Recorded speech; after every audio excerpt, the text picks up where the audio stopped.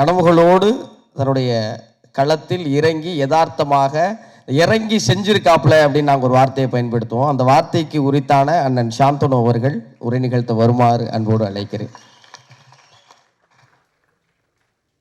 நன்றி பிரதர். இங்கே வந்திருக்கிற அனைவருக்கும் வணக்கம். கிட்டத்தட்ட இது எனக்கு என்னோட 11வது மேடைன்னு நினைக்கிறேன்.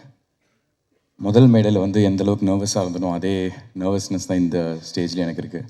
உட்காரும் போது கூட கீர்த்தி சொன்னாங்க, கால் ஆட்டிக்கிட்டே இருக்கேன், நர்வஸாக இருக்கியா அப்படின்னு. அண்ட் என் ஒய்ஃப் கீர்த்திக்கு தெரியும், ஒரு 4 நாளாக ரொம்ப ஒரு மாதிரி ஆங்ஸைட்டி, ரொம்ப ஒரு நர்வஸாகவே இருந்தேன். ஐ திங்க் அந்த ஒரு வெற்றி அப்படின்னு ஒரு விஷயம் வரத்துக்கு முன்னாடி எல்லாருக்குமே அந்த ஒரு நர்வஸ்னஸ் வருங்கிறத நான் நம்புகிறேன். Because of blue star. Cricket இந்தியாவில் மோஸ்ட் வைட்லி பிளேட் ஸ்போர்ட்டுன்னு சொல்லலாம். பல கோடி பேர் இந்தியாவில் ஒரு பெரிய கனவோட கிரிக்கெட் ஆடிட்டு இருக்காங்க. அதுவும் தமிழ்நாட்டில் பார்த்தா பல லட்சம் பேர் ஆடிட்டு இருக்காங்க.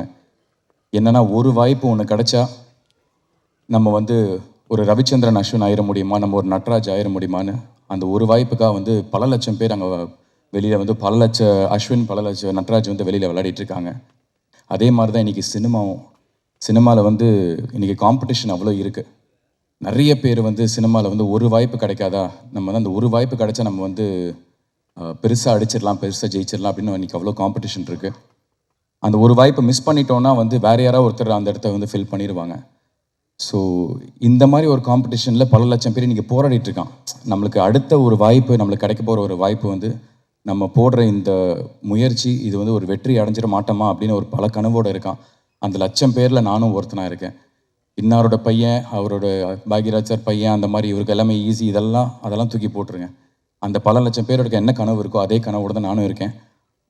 அந்த கனவு இது எனக்கு ஒரு வெற்றி அடையுமா அப்படிங்கிறது எனக்கு ப்ளூ ஸ்டார் டெஃபினட்டாக எனக்கு நான் நிரூபிக்கும்னு ரொம்ப ஸ்ட்ராங்காக நான் நம்புகிறேன்.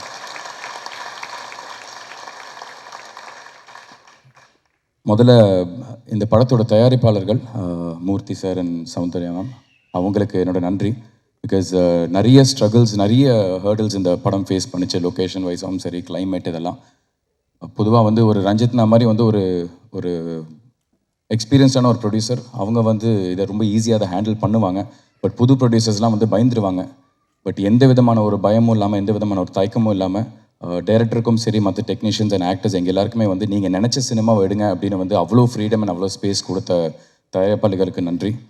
அதுக்கப்புறம் எல்லோரும் சொன்ன மாதிரி இது ஜெய் பிரதரோட லைஃபோட கதை தான். இன்ஃபேக்ட் அசோக் ப்ளே பண்ணுறது ஜெய் பிரதரோட அண்ணன், அவர் பேர் ரஞ்சித். அதை தான் அசோக் ப்ளே பண்ணுறாரு. ஜெய் பிரதரோட ரோல் பிருத்வி ப்ளே பண்ணுறாரு, சாம். அண்ட் இவங்க 2 பேருக்கு ஆப்போசிட்டாக ஒருத்தர் இருந்தார், ராஜேஷ் அப்படின்னு. அந்த கதாபாத்திரம் தான் எனக்கு கொடுத்துருக்காரு.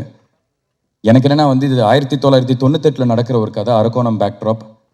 சாந்தனு அப்படிங்கிற ஒரு நடிகரை அந்த 1998 இருக்கிற அந்த ராஜேஷ் கதாபாத்திரத்துக்குள்ளே அழகாக உட்கார வைக்க முடியும்னு ஃபஸ்ட்டு என்னை நம்பின ஜெயினாக்கு ரொம்ப ரொம்ப நன்றி. பிகாஸ் ஒரு நடிகருக்கு அதுதான் ரொம்ப ரொம்ப முக்கியம். ஒரு ரைட்டர், ஒரு டைரக்டர், அவங்க ஃபஸ்ட்டு ஒரு நடிகரை நம்பணும்.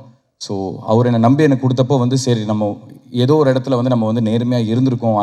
அந்த நேர்மைக்கான ஒரு பலன் தான் இந்த படம் எனக்கு கிடச்சிருக்குங்க நம்புகிறேன். ஸோ ஜெய் பிரதர், ரொம்ப ரொம்ப தேங்க்ஸ். அண்ட் நிறைய திறமைகள் கொட்டி கிடக்குது எல்லா இடத்துலையும். பட் அது every nook and corner of the இண்டஸ்ட்ரியில் இருக்குது. அது எல்லாமே இன்றைக்கி ஃபஸ்ட்டு வெளியில் தெரியணும்னா அதுக்கான ஒரு பிளாட்ஃபார்ம் ஒன்று வேணும்.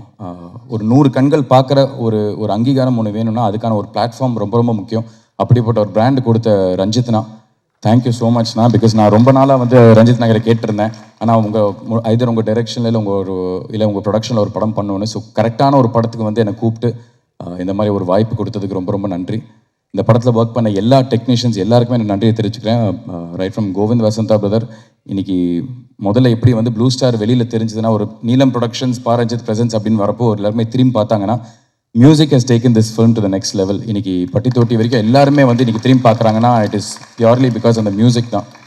ஸோ உங்களுக்கு என்னோட நன்றி. எனது படத்தில் ஒர்க் பண்ண எல்லா டெக்னீஷியன்ஸ், ஆக்டர்ஸ் எல்லாருக்குமே. நான் ஒருத்தராக தனித்தனியாக பேர் சொல்ல முடியல, நேரம் கம்மியாக இருக்குது. பட் 2 பேரை பற்றி நான் முக்கியமாக சொல்லணும், அசோக் அண்ட் பிருத்வி. என்னென்னா இன்றைக்கி இருக்கிற ஒரு இண்டஸ்ட்ரியில் நிறைய போட்டி, பொறாமை, ஈகோ, இந்த மாதிரி இது நம்மளுக்கு கண்ணுக்கு தெரிஞ்சே நிறைய இருக்குது. பட் எனக்கு வந்து அசோக்கும் பிருத்வியும் எனக்கு கொடுத்த ஒரு ஃப்ரீடம், ஒரு ஸ்பேஸ் என்னென்னா, மச்சான் நான் ஏதாவது ஒரு இடத்துல தப்பு பண்ணுறேன்னா நீ என்கிட்ட தயவுசெய்து சொல்லுடி, நீ தப்பாக பண்ணுற சரியாக பண்ணுறான்னு அப்படின்னு.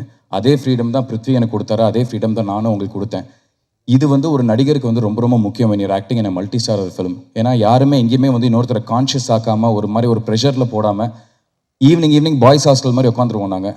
இன்னைக்கு பண்ணது இது ஓகே, இன்னும் பெட்டராக அதை பண்ணலாமான்னு. So we gave each other that freedom to tell each other, இது நல்லா பண்ணியிருக்கேன், இது இன்னும் பெட்டராக பண்ணியிருக்கலான்னு. ஸோ அந்த மாதிரி ஒரு ஸ்பேஸ் கொடுத்த என்னோட நண்பர்கள் அசோக் அண்ட் பிருத்விக்கு வந்து ரொம்ப ரொம்ப நன்றி. இந்த படம் ப்ளூ ஸ்டார் வந்து ரொம்ப ஒரு ஸ்ட்ராங்கான ஒரு தேவையான ஒரு அரசியல், ஒரு ஸ்போர்ட்ஸ் ட்ராமா, ஒரு என்கேஜிங்கான ஒரு ஃபிலிமாக இருக்கும். இது எல்லாருமே ஸ்போர்ட்ஸுங்கிறது நம்ம எல்லாருமே கனெக்ட் பண்ணக்கூடிய ஒரு விஷயந்தான். நான் எப்படி ஒரு ஆடியன்ஸாக ஃபஸ்ட் இந்த கதை கேட்குறப்போ ஒவ்வொரு கதாபாத்திரத்தோடு கனெக்ட் பண்ணணும், அந்த மாதிரி நீங்கள் எல்லாருமே 200% ஒவ்வொரு கதாபாத்திரத்தோடு இந்த கதையில் நீங்கள் கனெக்ட் பண்ணுவீங்க. டெஃபினட்டாக it will be it is a very very important film for me in my career. So 25th இந்த படம் ரிலீஸ் ஆகுது. இந்த படத்தில் என்ன உள்பட வெற்றி நிச்சயமாக தேவை அப்படின்னு நிறைய நடிகர்கள், நிறைய டெக்னீஷியன்ஸ் ஒர்க் பண்ணியிருக்காங்க, நிறைய ஃபர்ஸ்ட் டைமர்ஸ் இருக்காங்க. ஸோ எனக்கு என்னோட வெற்றி தோல்வி இதெல்லாம் தாண்டி என்னை என்றைக்குமே வந்து மக்களாக வந்து நீங்கள் ஏதோ ரூபத்தில் வந்து என்னை சப்போர்ட் பண்ணிக்கிட்டே இருக்கீங்க. அதே சப்போர்ட்டை இந்த என்டையர் டீமுக்கு நீங்கள் கொடுக்கணும்னு நான் வந்து உங்களுக்கு கேட்டுக்கிறேன். So please do plus us and support us. 25th இந்த படம் தியேட்டர்ஸில் பெருசாக ரிலீஸ் ஆகுது. முக்கியமாக சக்திவேலன் பிரதர், தேங்க்யூ. அவர் கண்டினியூஸாக ஒரு பெரிய ஒரு ஹிட் ஸ்ட்ரீக்கில் இருக்கார். அந்த லக்கி மேஸ்காட்டில் வந்து அவரோட ஷோல்டரில் நாங்களும் ஏறி உட்காரதுல வந்து எங்களுக்கு ரொம்ப ரொம்ப சந்தோஷமாக இருக்குது. Thank you so much. எல்லோரும் please do support us. Thank you.